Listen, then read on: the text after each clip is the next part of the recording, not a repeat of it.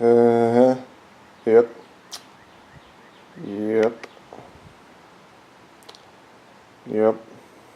Yep. Yep. Yep.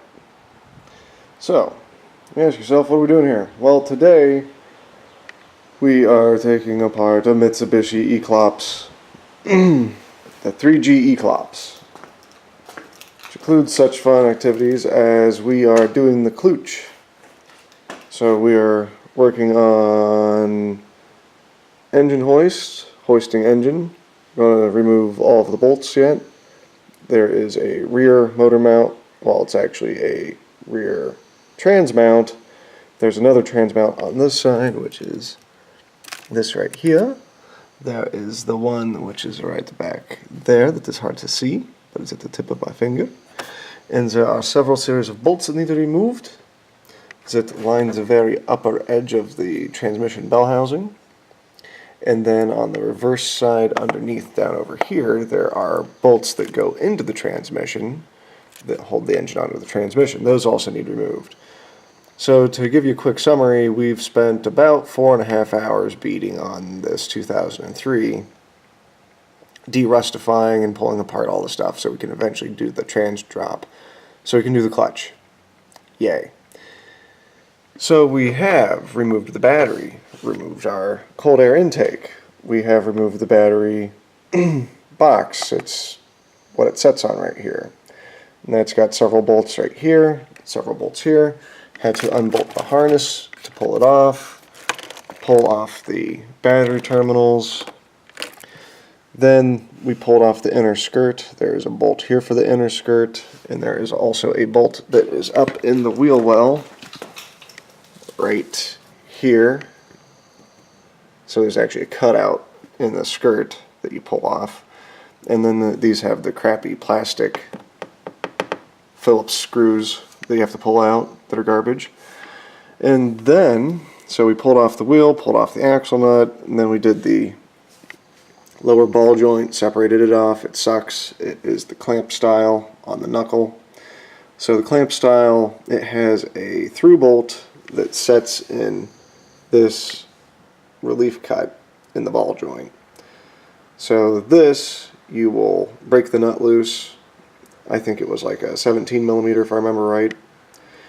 You'll break it loose and then you'll drive the bolt out with the nut on the end. It should just tap out pretty easy. After you do that, the clamp should be free enough that you can work it back and forth by tapping. What I ended up doing is the clamp was pretty well seized. If you notice, it's super rusty on the ball joint. What would traditionally be the ball joint bolt. It's super rusty.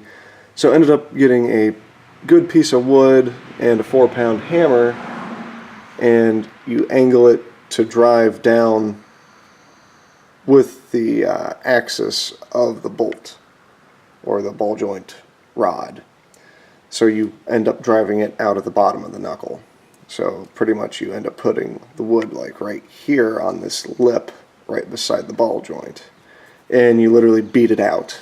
And I'd recommend a lot of PP Blaster, and ended up using a ball joint separator as well.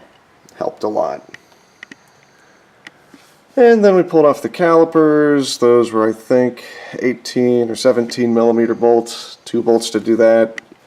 If you notice, the rotors need turned on this because they are lipped enough that they are stuck. So you can't actually, the caliper, it's stuck to it. I'd have to disassemble all of this off of the caliper to actually remove the rotor from it.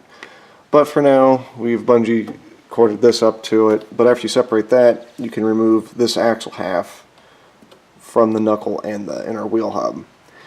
And this is part and parcel of how you pull the transmission.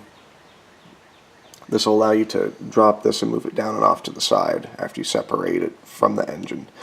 Then we move on to part 2.